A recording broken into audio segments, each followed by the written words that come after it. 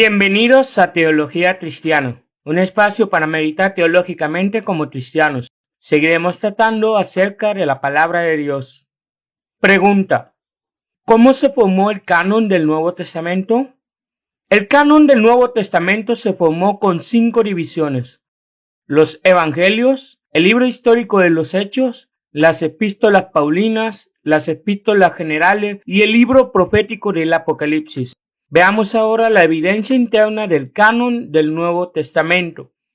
Jesús prometió a sus discípulos que recordarían todo lo que les había enseñado durante su ministerio terrenal, pero con la ayuda del Espíritu Santo. Eso es lo que dice en Juan capítulo 14, versículo 26. Pero el Consolador, el Espíritu Santo, a quien el Padre enviará en mi nombre, Él les enseñará todas las cosas y le recordará todo lo que les he dicho. También el apóstol Pablo consideró que los escritos de Lucas tenían tanta autoridad como los escritos del Antiguo Testamento. Lo puedes corroborar en 1 Timoteo capítulo 5 versículo 18 y lo puedes comparar con Deuteronomio capítulo 25 versículo 4 y Lucas capítulo 10 versículo 7.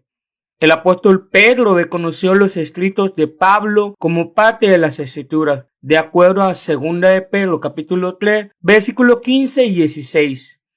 Algunos libros del Nuevo Testamento estuvieron circulando entre las iglesias locales. Por ejemplo, en Colosenses 4, versículo 16 y Primera de Tesalonicenses capítulo 5, versículo 27. Hasta nuestras ediciones actuales, el canon del Nuevo Testamento está dividido en 5 secciones. En primer lugar, los Evangelios. La palabra evangelio viene del griego evangelion, que significa buenas noticias. Cada evangelio nos da un aspecto diferente de Jesús y un enfoque distinto. Mateo presenta a Jesús como el rey. Marcos lo presenta como el siervo. En Lucas como el Hijo del Hombre y Juan como el Hijo de Dios. Los primeros 3 evangelios se le llaman sinópticos porque su contenido es similar, mientras que el evangelio de Juan omite parte del material tratado en los sinópticos, pero da detalles que no proporcionan los otros 3. En segundo lugar, el libro histórico de Hechos o Hechos de los Apóstoles es el único libro de historia del Nuevo Testamento. Originalmente, el Evangelio de Lucas y Hechos eran un solo tomo hasta que fueron separados en el siglo II después de Cristo.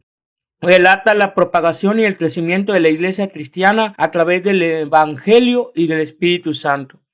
En tercer lugar, las epístolas paulinas. Son 13 cartas escritas por el apóstol Pablo. En ellas se exponen las escrituras del Antiguo Testamento y explica el significado de la vida, muerte y resurrección de Jesucristo para la iglesia.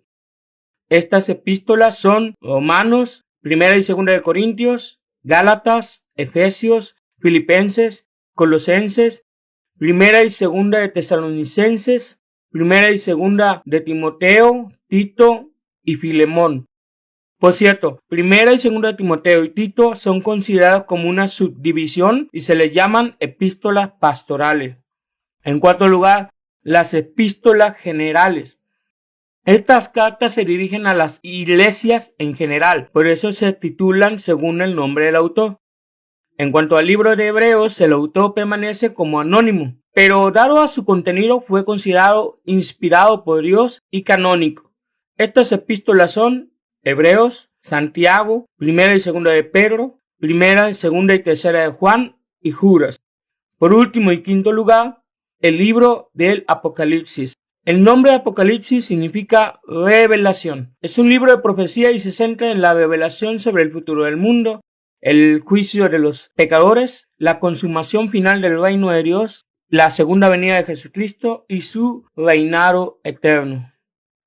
Ahora bien, veamos la evidencia externa del canon del Nuevo Testamento. Los grupos cristianos produjeron muchas copias y las distribuyeron entre otras tantas comunidades hermanas.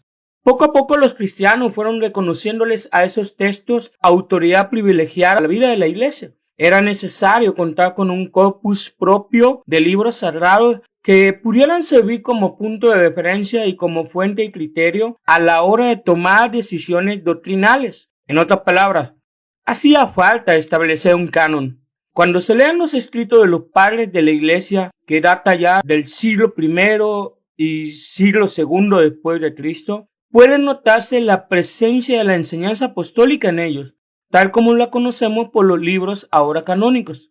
Para formar el canon del Nuevo Testamento, de los escritos de los padres de la Iglesia primitiva, podemos notar las siguientes pruebas que usaban para declarar si un libro era canónico o no.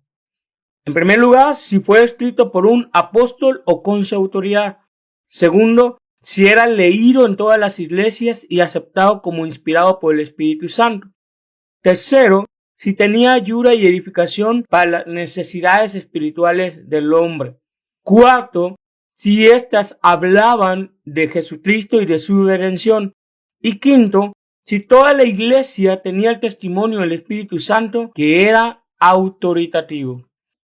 Por lo tanto, podemos decir que el canon del Nuevo Testamento se formó con 5 divisiones: los Evangelios, Hechos, las Epístolas Paulinas, las Epístolas Generales y Apocalipsis. Amén.